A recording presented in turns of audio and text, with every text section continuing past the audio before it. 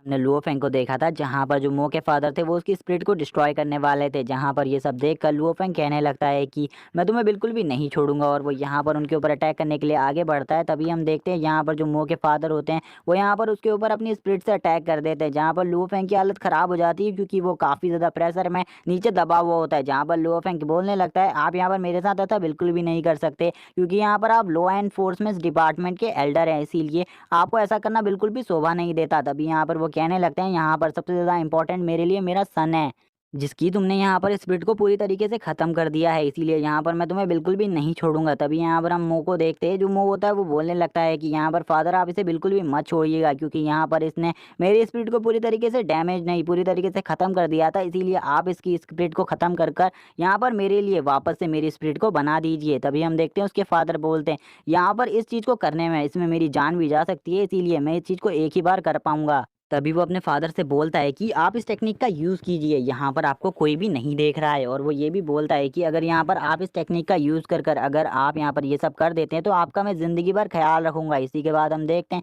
जो उसके फादर होते हैं वो यहाँ पर अपनी उंगली में छेद कर कर अपने ब्लड को निकालने लगते हैं और यहाँ पर कहते हैं कि मैं यहाँ पर इस प्रोसेस को एक ही बार कर सकता हूँ। और हमें पता चलता है कि यहाँ पर ये एक डार्क मैजिक है और वो इस टेक्निक का यूज़ करते हुए लुओ फेंग से बोलते हैं कि अब यहाँ पर जो तुम्हारी मौत है वो काफ़ी ज़्यादा दर्दनाक होने वाली है। यहाँ पर इसी के बाद वो अपनी क्लिप के ऊपर इसको डाल देते हैं। यहाँ पर जैसे ही वो ब्लड उस क्लिप के ऊपर लगता है तो यहाँ पर लुओ फेंग की स्पिरिट पूरी तरीके से खत्म होने लगती है धीरे धीरे कर कर। लुओ फेंग बोलता है ये प्रोसेस तो यहाँ पर सही में काफ़ी ज़्यादा खतरनाक है, इसको तो यहाँ पर खाली डीमंस ही सीख सकते हैं, जिसे देखकर यहाँ पर मोह कहने लगता है कि लुओ फेंग यहाँ पर अब तुम बिल्कुल भी नहीं बचने वाले, अब तुम मर जाओगे। यहाँ पर इसको मेरे फादर ने सीख लिया है इस टेक्निक को। इसी के बाद जो उसके फादर होते हैं वो यहाँ पर एक डीमन गार्ड को बाहर निकालते हुए उसके साथ ही उस प्रोसेस को स्टार्ट कर देते हैं। जहाँ पर जो ये प्रोसेस होती है ये काफ़ी ज़्यादा खतरनाक होती है, जिस वजह से यहाँ पर लुओ फेंग भी काफ़ी ज़्यादा दर्द में चिल्ला रहा होता है। हम देखते हैं मो इस प्रोसेस को देखकर काफ़ी ज़्यादा खुश होता है। तभी यहाँ पर जो लुओ फेंग होता है वो बताने लगता है कि यहाँ पर जो ये प्रोसेस है यानी कि यहाँ पर ये जिस भी टाइप की फॉर्मेशन है इसका यूज़ यहाँ पर ह्यूमंस बिल्कुल भी नहीं करते थे। इस फॉर्मेशन को यहाँ पर कुछ ही लोग यूज़ किया करते थे जो कि यहाँ पर डीमंस थे। और यहाँ पर जब डीमंस आए थे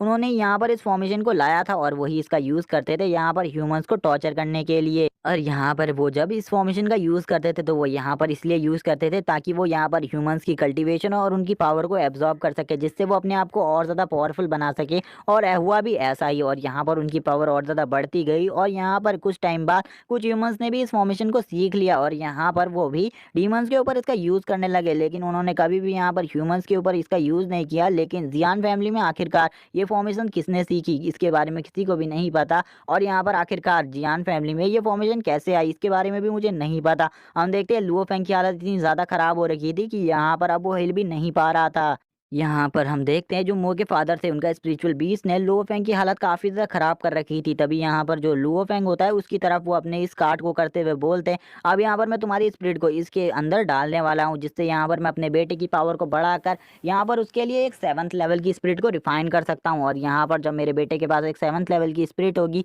तो यहाँ पर वो डीमंस को भी हरा पाएगा और यहाँ पर एक बहुत ज़्यादा पावरफुल शख्स बन जाएगा, जिसके बाद वो बस यहाँ पर इस जियान फैमिली ही नहीं है यहाँ पर वो इस पूरे वर्ल्ड पर राज करेगा। यहाँ पर इसी के बाद जो लुओ फेंग होता है वो कहने लगता है कि चाहे यहाँ पर तुम्हारा बेटे के पास 7th लेवल की एक स्पिरिट क्यों ना आ जाए लेकिन वो हमेशा के लिए कचरा ही रहेगा, वो यहाँ पर कुछ भी नहीं कर पाएगा। इसी के बाद यहाँ पर हम देखते हैं जो यहाँ पर फायर पाइथन होता है वो यहाँ पर उस क्लिप से आज़ाद हो जाता है और इसी के बाद लुओ फेंग यहाँ पर उसे समन करने लगता है अपनी बॉडी के अंदर। लेकिन हम देखते हैं जो यहाँ पर वो पोर्टल ओपन हुआ था अब वो उसके अंदर जाने भी लगता है। लुओ फेंग यहाँ पर कहता है कि जल्दी से जल्दी यहाँ पर मेरी बॉडी के अंदर आ जाओ क्योंकि यहाँ पर मैं अपनी इस ब्लड लाइन को बिल्कुल भी नहीं खोना चाहता, क्योंकि यहाँ पर बहुत लंबे टाइम बाद ही मेरे पास एक ब्लड लाइन अनलॉक हुई है। इसी के बाद यहाँ पर अब मो के फादर भी अपनी पूरी कोशिश करने लगते हैं उसको यहाँ पर उस पोर्टल के अंदर डालने के लिए, क्योंकि यहाँ पर वो बहुत ज़्यादा मेहनत कर रहे थे इसको करने के लिए और वो यहाँ पर अपने बेटे के लिए एक बहुत ज़्यादा पावरफुल ब्लड लाइन भी चाहते थे। हम देखते हैं यहाँ पर जो वो पाइथन होता है अब वो यहाँ पर उसके अंदर जाने लगता है, जहाँ पर इसको देख कर लुओ फेंग बोलता है कि आपको ऐसा बिल्कुल भी नहीं करना चाहिए क्योंकि यहाँ पर वो बड़े होकर भी कुछ नहीं बन पाएगा, इसका मैं वादा करता हूँ। तो ये भी बोलता है कि जो आपका बेटा है वो यहाँ पर पहले भी कचरा था और अभी भी कचरा ही रहेगा एक 7th लेवल की ब्लड लाइन हासिल करने के बाद भी, इसीलिए आपको उसको 7th लेवल की ब्लड लाइन देने की कोई भी ज़रूरत नहीं है।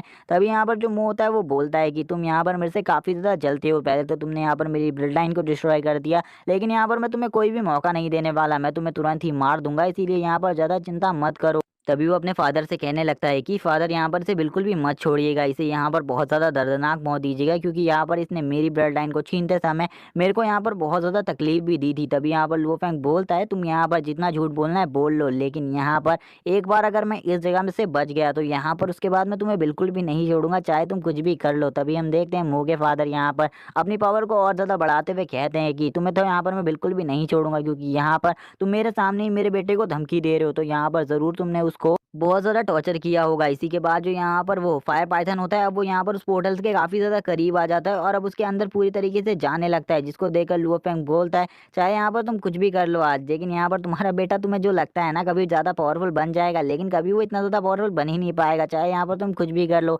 चाहे यहाँ पर तुम मेरी जान ही क्यों ना ले लो। और इसी के बाद हम देखते हैं लुओफेंग बोलता है चलो ठीक है यहाँ पर तुम अपनी पूरी कोशिश कर सकते हो। जहाँ पर हम देखते हैं मो के फादर यहाँ पर अपनी पूरी कोशिश करने लगते हैं। यहाँ पर लुओफेंग की भी अब हालत खराब हो जाती है और वो भी यहाँ पर अब पूरी तरीके से उठने की कोशिश करने लगता है, लेकिन यहाँ पर उसकी हालत इतनी ज़्यादा खराब थी कि वो यहाँ पर उठ भी नहीं पा रहा था। तभी हम देखते हैं लुओफेंग की बॉडी से अब ब्लड भी बाहर आने लगता है और यहाँ पर उसके बॉडी से ब्लड निकल कर अब उसी पोर्टल में जाने लगता है। हम देखते हैं इस स्थिति को देखकर लुओफेंग बोलता है अब यहाँ पर मैं बिल्कुल भी जिंदा नहीं बचने वाला, लेकिन यहाँ पर मैं मार्शल गॉड को सॉरी कहना चाहता हूँ। इसी के बाद हम देखते हैं जो हमें बाहर का सीन दिखाया जाता है, जहाँ पर वो सोल्जर होता है वो कहने लगता है मुझे पता था यही सब कुछ होने वाला है, इसीलिए मैंने यहाँ पर उसको मना किया था अंदर जाने से, लेकिन अब मैं यहाँ पर कुछ भी नहीं कर सकता क्योंकि यहाँ पर अब सब कुछ हो चुका है। इसी के बाद हमारा सीन शिफ्ट होता है और हमें दिखाया जाता है यहाँ पर फैमिली हेड के घर का सीन, जहाँ पर यान कहने लगता है क्या आपको लगता है वहाँ पर जो लुओफेंग है वो यहाँ पर बच पाएगा। तभी यहाँ पर वो बोलते हैं कि यहाँ पर लुओफेंग बिल्कुल भी नहीं बच पाएगा क्योंकि यहाँ पर जो तुम्हारे अंकल हैं वो काफ़ी ज़्यादा पावरफुल है और वो लुओफेंग को बचने का कोई भी मौका नहीं देंगे। तभी यहाँ पर यान बोलता है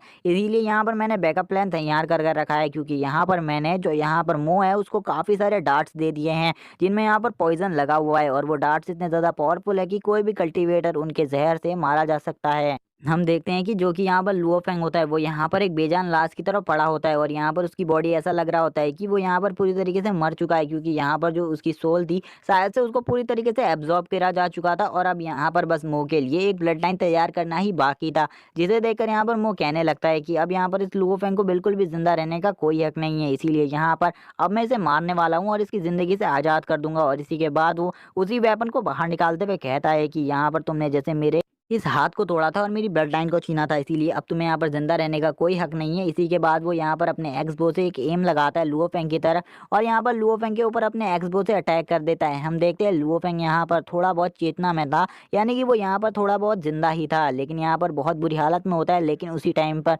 वो उसके ऊपर अपने बो से अटैक करते हुए हंसने लगता है और कहता है कि अब यहाँ पर तुम मारे जाओगे। और इसी के बाद हमें दिखाया जाता है वो एरो यहाँ पर लुओफेंग को लगने ही वाला होता है। तभी यहाँ पर हम देखते हैं जो लुओफेंग होता है वो बोलता है कि फादर सॉरी मैं यहाँ पर कुछ भी नहीं कर पाया आपके लिए। तभी यहाँ पर हम देखते हैं एक यहाँ पर ब्लू कलर की एक अलग ही चीज़ चमकती है जिससे यहाँ पर वो जो तीर होता है वो यहाँ पर टकरा जाता है, जिसे देखकर यहाँ पर मो के फादर भी शॉक होते हैं और बोलते हैं कि आखिरकार ये क्या हो रहा है, क्या यहाँ पर कोई और भी है जो कि यहाँ पर इसको प्रोटेक्ट कर रहा है। तभी हम देख पाते हैं मो कहने लगता है मुझे बिल्कुल भी समझ में नहीं आ रहा आखिरकार ये एरो यहाँ पर रिफ्लेक्ट क्यों कर रहा है। इसी के बाद हम देखते हैं जो यहाँ पर वो ब्लू कलर की चीज होती है उससे रिफ्लेक्ट कर कर वो एरो अब यहाँ पर इन्हीं की तरफ आगे बढ़ने लगता है, जहाँ पर हम देखते हैं जो मो के फादर होते हैं अब वो एरो मो के फादर की तरफ बढ़ने लगता है, जहाँ पर वो आगे बढ़ते हुए मो के फादर के उस कार्ड को डिस्ट्रॉय कर देता है। इसी के बाद लुओफेंग को अब यहाँ पर समझ में आ जाता है कि यहाँ पर जो उसके फादर है उसकी डेथ में यहाँ पर कोई ना कोई राज छिपा हुआ है और यहाँ पर इसमें आउटर वर्ल्ड का भी राज है। इसी के बाद यहाँ पर जो वो पेज होता है वो पूरी तरीके से डिस्ट्रॉय हो जाता है, जिसको देखकर वो यहाँ पर बहुत ज़्यादा भड़क जाता है और बोलता है कि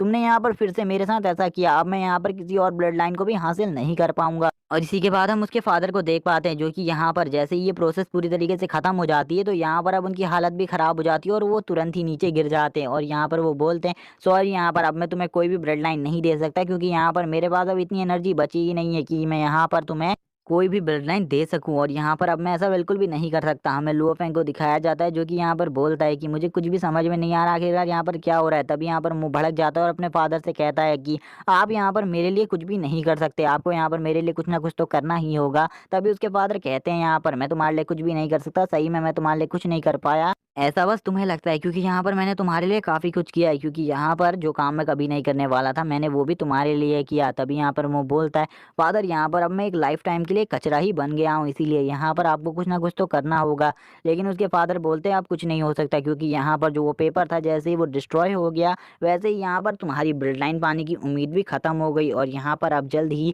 मैं भी मर जाऊंगा। तभी वो अपने फादर से बोलता है, फादर आप यहाँ पर मेरे लिए कुछ भी नहीं कर पाए, आप भी यहाँ पर इसी लुओ फैंग की तरह एक कचरा ही हो। और इसी के बाद वो पूरे गुस्से में यहाँ पर वापस से अपने एक्सबो को निकाल लेता है और यहाँ पर उसमें 3 एरोज को सेट कर लेता है और इसी के बाद वो लुओ फैंग के ऊपर उन एरोज से अटैक कर देता है और यहीं पर एपिसोड एंड हो जाता है। अगर यहाँ पर इसके आगे के एपिसोड देखने हैं तो चैनल को सब्सक्राइब कर दो, वीडियो को लाइक कर दो, कमेंट करके जरूर बताना एपिसोड कैसा लगा। Okay bye guys.